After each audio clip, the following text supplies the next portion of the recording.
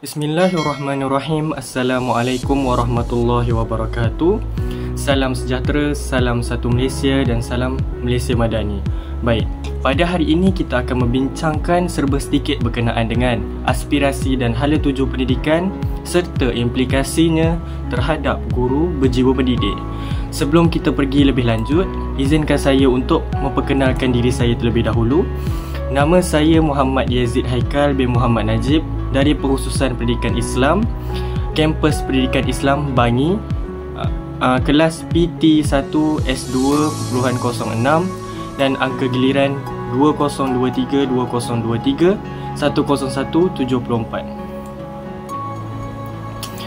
Sebelum kita pergi lebih mendalam berkenaan dengan aspirasi dan hala tuju pendidikan, eloklah kita tahu terlebih dahulu tentang maksud serta pengertian hala tuju, aspirasi dan pendidikan itu sendiri. Baik, hala tuju bermaksud sesuatu yang ingin dicapai dan dilaksanakan oleh seseorang, negara, organisasi dan sebagainya secara khusus. Manakala aspirasi pula sebuah keinginan yang kuat untuk mencapai dan mengadakan sesuatu. Maksud pendidikan pula, Mok Song Sang 2009 menyatakan bahawa pendidikan itu merupakan satu proses atau aktiviti yang dilaksanakan untuk memperkembangkan fizikal, intelek, sosial dan emosi seorang individu. Pendidikan juga dapat menambah kemahiran, kebolehan, pengetahuan dan pengalaman supaya mampu memberi kegembiraan, faedah dan kemajuan dalam kehidupan seseorang. Jadi apabila kita merangkumkan ketiga-tiga ini, maka kita akan memperoleh satu makna, iaitu aspirasi pendidikan merupakan hasrat yang ingin dicapai oleh kerajaan dalam kerangka membangunkan sistem pendidikan negara. Hal ini demi memastikan kualiti serta kemenjadian murid di Malaysia adalah optimum dan mampu mencapai ke tahap modal insan bertaraf dunia, iaitu kelas pertama. Selaras dengan itu, Pelan Pembangunan Pendidikan Negara PPPN diwujudkan bagi memangkin transformasi sistem pendidikan Malaysia. Aspirasi dan hala tuju pendidikan terbahagi kepada tiga komponen, iaitu pertama, Standard Kualiti Pendidikan Malaysia SKPM, kedua, Pelan Perancangan Pendidikan Malaysia PPPM, dan yang ketiga, implikasi terhadap sistem pendidikan di Malaysia. Untuk komponen yang pertama, kita akan mengenali dulu apa itu Standard Kualiti Pendidikan Malaysia 2010.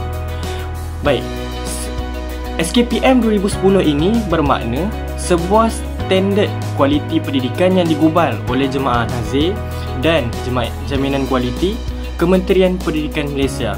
Hal ini demi memastikan taraf pengurusan dan pengajaran yang memuaskan dapat dicapai dan dikekalkan dalam setiap institut pendidikan. Instrumen yang digunakan ini bertujuan untuk, pertama, bagi Jemaah Nazir dan Jemaah Jaminan Kualiti, mereka akan melaksanakan penaziran menggunakan standard kualiti ini. Kemudian kedua, pihak sekolah pula menggunakan SKPM ini bertujuan untuk penarafan kendiri sekolah. Yang ketiga, Jabatan Pendidikan Negeri dan Jabatan Pendidikan Daerah menggunakan SKPM demi melaksanakan pemantauan dan penyeliaan. Dalam aspek penekanan SKPM 2010, terdapat 5 standard yang ditekankan. Pertama, standard 1 iaitu kepimpinan dan hala tuju. Kedua, pengurusan organisasi. Ketiga, pengurusan kurikulum, kokurikulum dan sukan serta hal ehwal pelajar. Yang keempat, pengajaran dan pembelajaran iaitu PDP. Standard 5, kemahiran murid, kemenjadian murid. Baik, 5 standard ini bertujuan untuk membantu pihak sekolah menilai pengoperasian sekolah demi mengenal pasti kekuatan dan kelemahan untuk tindakan selanjutnya, iaitu tindakan penambahbaikan dari satu masa ke satu masa. Tadi kita sudah lihat SKPM 2010. Kemudian wujudnya pula SKPM gelombang kedua, SKPM G2, Standard Kualiti Pendidikan Malaysia gelombang kedua. Baik, hasil SKPM G2 ini merupakan hasil tambah baik daripada SKPM 2010 selaras dengan pelaksanaan PPPM 2013 hingga 2025. SKPM G2 berorientasikan tindakan meningkatkan kualiti pendidikan berasaskan evidence. Setiap standard SKPM 2010 dikekalkan tetapi ditambah baik dengan sejumlah aspek tertentulah. Contohnya dari aspek kepimpinan, pengurusan, mempunyai instrumen-instrumen tertentu serta penilaian-penilaian yang lebih khusus. Ini yang bawah itu merupakan contoh SKPM G2. Kemudian kita pergi pula kepada Pelan Pembangunan Pendidikan Malaysia 2013-2025, PPPM 2013 hingga 2025. Baik, antara maklumat khusus dalam terbentuknya Pelan Pembangunan Pendidikan Malaysia ini adalah pertama, untuk memahami prestasi dan cabaran semasa sistem pendidikan Malaysia berfokuskan penambahbaikan dari aspek akses pendidikan, kualiti, equity, nilai perpaduan dalam kalangan murid serta memaksimumkan keberkesanan sistem. Yang kedua, mewujudkan visi dan aspirasi yang jelas untuk sistem pendidikan bagi setiap murid selama 13 tahun. Yang ketiga, menggariskan program transformasi sistem pendidikan secara menyeluruh, termasuk perubahan utama dalam KPM yang membolehkan sistem ini memenuhi permintaan baharu dan jangkaan yang meningkat. Pelan Pembangunan Pendidikan Malaysia ini terpecah kepada 4, iaitu pertama 3 gelombang, 5 aspirasi sistem pendidikan negara, 11 anjakan dan 6 aspirasi murid. Kita pergi dulu satu persatu. Pertama, 3 gelombang. Gelombang pertama adalah 2013 hingga 2015, gelombang kedua 2016 hingga 2020 dan gelombang ketiga 2021 hingga 2025. Gelombang pertama lebih tekankan kepada perkara-perkara asas seperti bimbingan guru bagi meningkatkan standard guru dalam subjek sains, matematik, bahasa Melayu dan bahasa Inggeris atau kita lebih kenali sebagai subjek teras.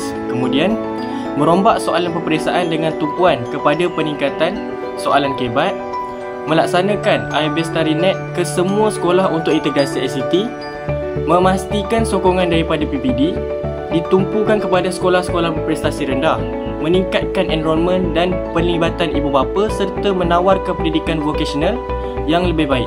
Standard kemasukan yang lebih tinggi bagi guru baharu akan diperkasakan pada peringkat ini. Kemudian pada gelombang kedua akan lebih menekankan tentang memacu pendidikan sistem, kemudian menyediakan kemajuan berdasarkan kompetensi dan prestasi serta menambah baik latihan pra-perkhidmatan untuk membuka profesi keguruan. Yang ketiga, menambah baik kurikulum pendidikan sekolah rendah dan melaksanakan kurikulum baharu peringkat menengah supaya setaraf dengan standard antarabangsa. Yang keempat, melaksanakan inovasi ICT untuk sekolah pedalaman, sekolah kurang guru dan sekolah kurang murid, iaitu lebih fokuskan ataupun pusatkan kepada isu kapasiti. Kemudian gelombang terakhir, gelombang ketiga, menganjak ke arah kecemerlangan melalui peningkatan takbir urus kendiri, membenarkan pengurusan berasaskan sekolah dan autonomi dengan lebih meluas dari segi kurikulum dan peruntukan belanjawan. Kemudian yang ketiga, meningkatkan inovasi dan pilihan bagi meningkatkan kemahiran berbahasa dalam bahasa Melayu atau bahasa Malaysia dan bahasa Inggeris serta beberapa bahasa tambahan. Dan yang terakhir, mengkaji semula struktur sekolah untuk menentukan keperluan bagi mengoptimumkan laluan dan pilihan prasekolah. Seterusnya kita akan pergi kepada 5 aspirasi sistem pendidikan. Yang terdapat 5 perkara di sini, iaitu akses, kualiti, equity, perpaduan dan kecekapan. Pertama, akses 100% enrolment merentas semua peringkat pendidikan daripada prasekolah hingga menengah atas menjelang 2020. Kemudian kualiti, negara dalam kelompok sepertiga teratas dalam pentaksiran antarabangsa seperti TIMSS dan PISA dalam tempoh 15 tahun. Perguruan, pengurangan 50% dalam jurang pencapaian sosioekonomi bandar luar bandar dan gender menjelang tahun 2020. Kemudian dalam skop perpaduan pula, sistem pendidikan menawarkan perkongsian pengalaman dan nilai kepada kanak-kanak dengan menghargai kepelbagaian. Kecekapan, sistem yang memaksimumkan keberhasilan murid mengikut peruntukan yang disediakan ataupun yang telah sedia ada. Baik, kita pergi satu persatu. Untuk bahagian akses, dalam antara perkara yang ada dalam dalam bahagian akses ialah memastikan murid mencapai standard minimum iaitu lulus mata pelajaran teras seperti bahasa Melayu, sejarah, bahasa Inggeris, matematik dan pendidikan Islam atau pendidikan moral. Kedua, akses pendidikan ni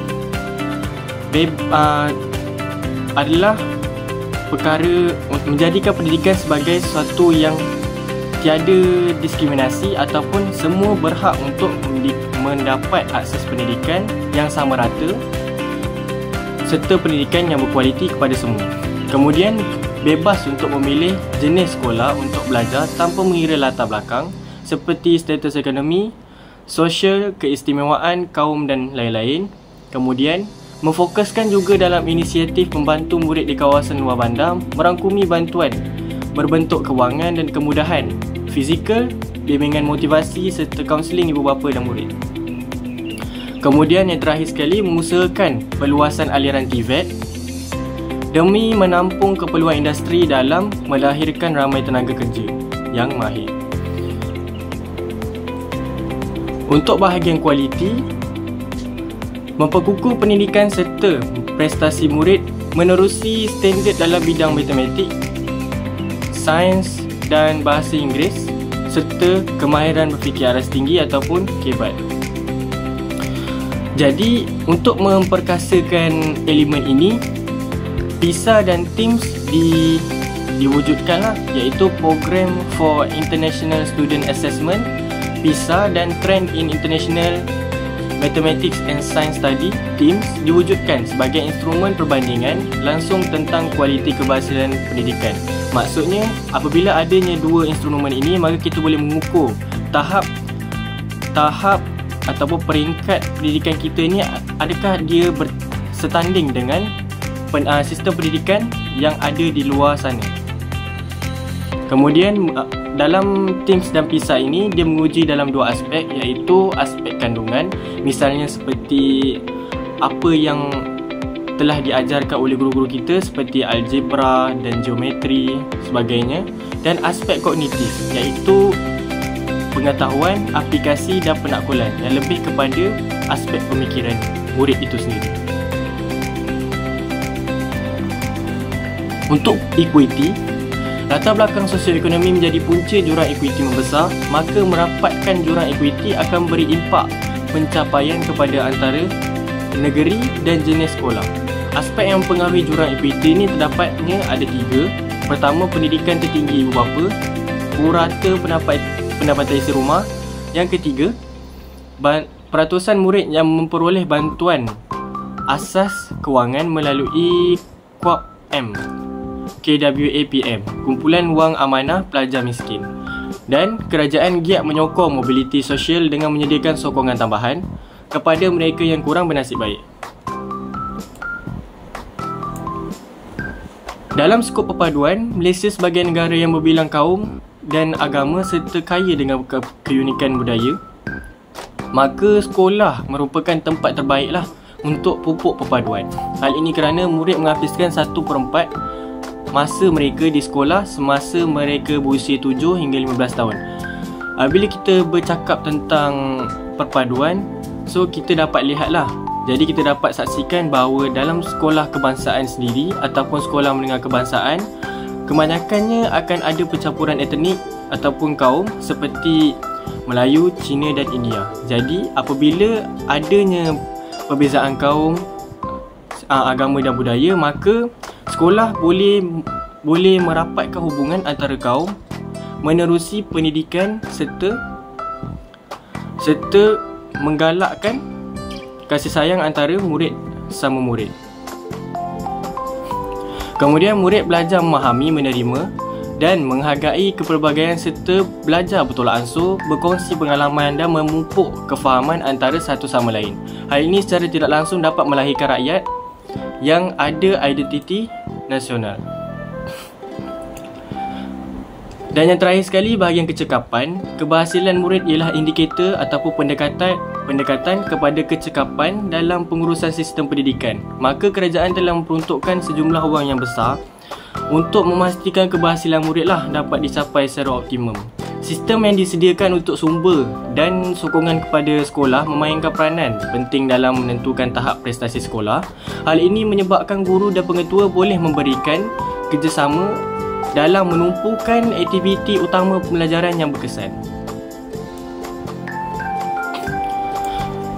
Baik, di samping itu juga terdapat 6 aspirasi murid. Pertama, pengetahuan, kemahiran berfikir, kemahiran memimpin, kemahiran dua bahasa, etika dan kerohanian serta identiti nasional. Untuk pengetahuan, 6 aspirasi murid ini menekankan aspek pemikiran ataupun ilmu pengetahuan yang baharu kepada murid. Misalnya, seorang guru itu haruslah memperbaharui ilmu pengetahuannya untuk diajarkan kepada anak muridnya supaya anak muridnya itu boleh mengamalkan ilmu-ilmu tersebut serta diimplementasikan dalam segala penyelesaian masalah yang ada dalam dunia nyata ataupun realiti. Kemudian kemahiran berfikir ini lebih kepada aspek penakkulan, iaitu menggalakkan murid-murid untuk mencipta suatu benda yang baharu. Misalnya dari segi inovasi dan invensi, menggalakkan pemikiran mereka untuk mencipta suatu perkara yang baru dalam tujuan untuk menyelesaikan suatu masalah. Kemudian kemahiran memimpin ni pula, di sekolah kita juga terdapat organisasi-organisasi dalam kelab ataupun sukan serta unit beruniform. Jadi dalam setiap organisasi itu memerlukan murid-murid untuk mahir dalam kepimpinan. Misalnya apabila seorang itu memegang jawatan pengurusi, naib pengurusi, bendahari, setiausaha dan sebagainya, mereka akan dilatih untuk menjadi seorang pemimpin, menerusi dengan latihan seperti bercakap di halayak umum, kemudian menguruskan program-program tertentu dalam satu organisasi kelab, serta menyediakan laporan-laporan yang dikehendaki oleh guru-guru penasihat.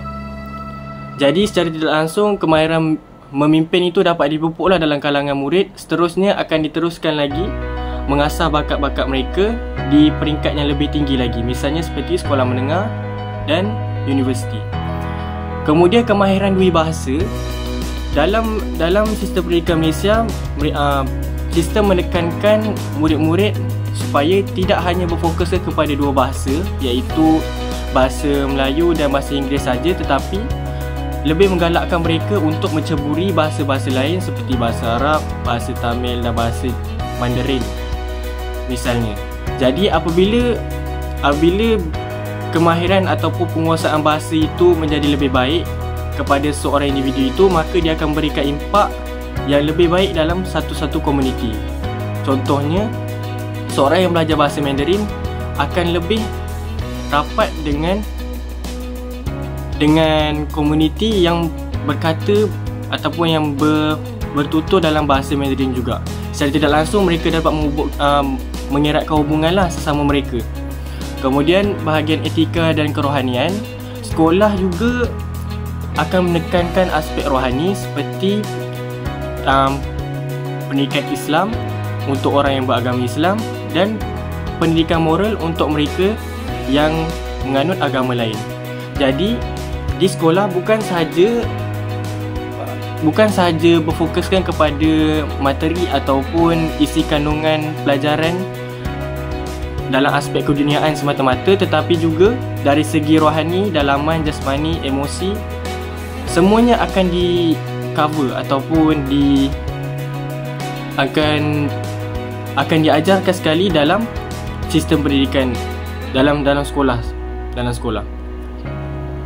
Kemudian identiti nasional yang terakhir sekali, apabila kita tahu bahawa wujudnya ataupun adanya suatu hubungan yang kuat antara kaum, khususnya yang berada di Malaysia yang mempunyai kepelbagaian etnik, kaum, agama dan budaya, maka secara tidak langsung dia akan bentuk satu identiti nasional lah, yang mana akan mencerminkan satu imej bahawa Malaysia mempunyai rakyat-rakyat yang berbilang kaum tetapi masih saja boleh hidup dalam keadaan yang aman, suasana yang harmoni serta bersemangat patriotik.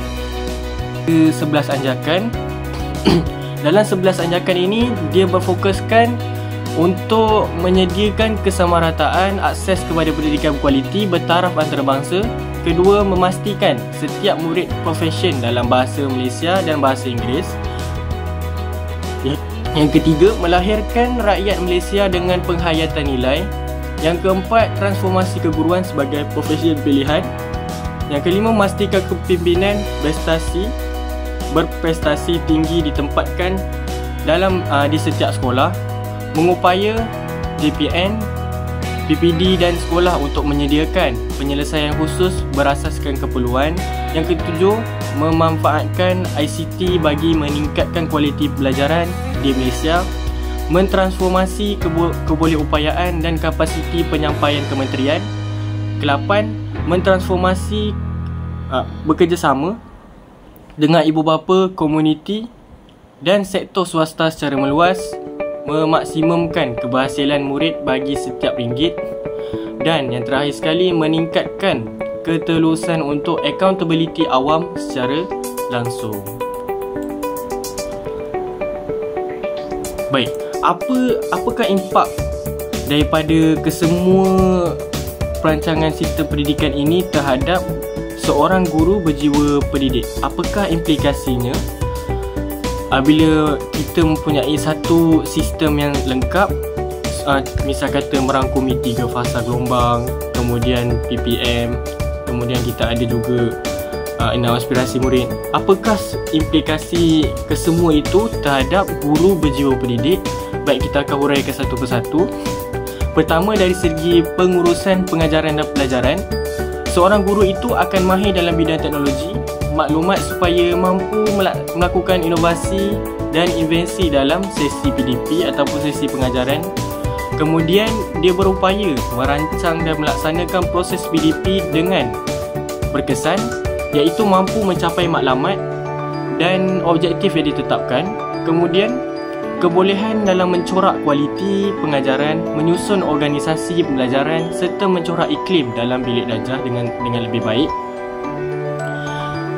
Di samping itu, guru-guru juga boleh melaksanakan projek berasaskan komuniti dan aktiviti rentas sekolah demi memupuk interaksi antara murid yang berbeza latar belakang. Misalnya seperti gotong royong ataupun seminar-seminar tertentu yang boleh mengeratkan hubungan sama komuniti dan murid-murid di sekolah contohnya. Kemudian yang terakhir sekali, menguasai konsep pembelajaran abad ke-21 demi mewujudkan suasana pembelajaran yang lebih efektif, khususnya dalam visi menyemai elemen 6C, iaitu salah satunya adalah kolaboratif, komunikasi, berfikiran kritis dan sebagainya. Untuk pembangunan profesionalism bagi seorang guru itu, akan sentiasa melakukan anjakan minda dan perubahan gerak kerja demi meningkatkan prestasi dari diri sewaktu menjalankan tugas, memperbaharui pengetahuan dan kemahiran baru melalui pembelajaran berterusan. Maksudnya, seorang guru tu akan sentiasa memperbaharui ilmu pengetahuannya demi menyalurkan ilmu-ilmu baru itu dan maklumat-maklumat baru itu kepada anak didiknya, supaya anak didiknya dapat tahu tentang isu semasa, kemudian mengintegrasikan maklumat-maklumat yang sebelum ini dengan maklumat terkini untuk mewujudkan satu conclusion ataupun kesimpulan baharu yang boleh membantu mereka dalam menyelesaikan masalah tertentu dan sebagainya. Kemudian meneroka pelbagai cabang-cabang ilmu demi mempermuni kaedah dan teknik pembelajaran ataupun lebih kita dikenali sebagai pedagogi yang bersifat holistik, bersepadu, kreatif dan inovatif. Kemudian saling bekerjasama antara satu sama lain serta bersikap terbuka, iaitu open-minded dalam perkongsian amalan, berupaya mencetuskan perubahan baharu serta mampu menyelesaikan suatu masalah dengan cara yang cepat, pantas, bijaksana. Kemudian sasya guru cemerlang ini juga kita boleh pecahkan lagi pada beberapa komponen, iaitu seorang guru itu jika dia berjiwa pendidik, dia akan mengamalkan konsep kendiri yang positif. Kemudian kedua, dia akan sentiasa berakhlak mulia, seperti mengamalkan nilai-nilai murni, kemudian akan menjadi panduan ataupun role model kepada murid-murid ataupun anak didiknya. Kemudian yang ketiga, bertanggungjawab dan amanah. Yang keempat, dedikasi, sentiasa melakukan kerja dengan bersemangat dan tidak melakukannya dengan sambil lewa. Kemudian yang terakhir sekali, penyayang, berketerampilan dan bersikap terbuka. Kerana guru berjiwa pendidik ini tidak terlepas daripada mendidik anak-anak muridnya, bukan hanya di samping konten semata-mata, tetapi juga dari segi nilai akhlak, kemudian kerohanian dan emosi juga perlulah diajarkan oleh setiap guru-guru kepada muridnya, supaya murid yang akan dibangunkan selepas ini adalah generasi yang berjaya dari sudut mental dan fizikalnya. Baik, itu sahaja daripada saya. Sekian, terima kasih. Wabillahi taufiq wa hidayah. Wassalamualaikum warahmatullahi wabarakatuh.